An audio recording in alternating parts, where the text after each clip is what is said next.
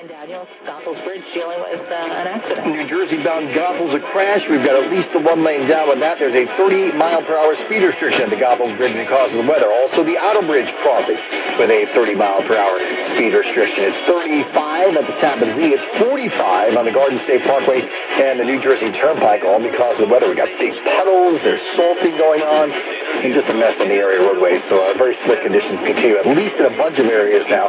It is above the freezing level. LIE on Long Island, west side of Seaford Oyster Bay Expressway. The HOV lane is blocked with an accident, so still working on that. New Jersey on 202, all the way to Route 17 is shut down a detour because of a much earlier accident involving a downed utility pole.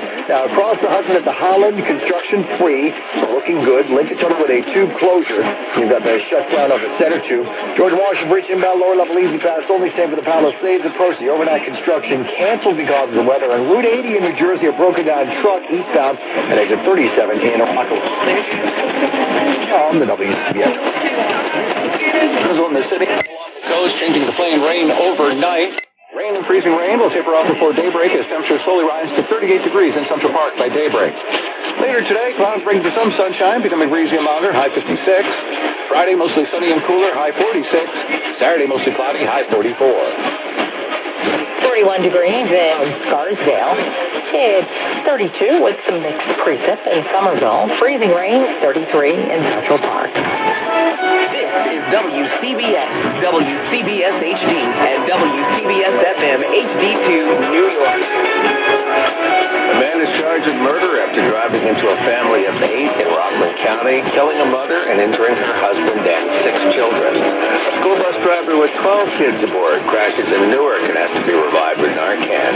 And the New Jersey lawmaker taking the lead on legalizing recreational marijuana says the governor and legislative leaders have reached an agreement on key sticking points.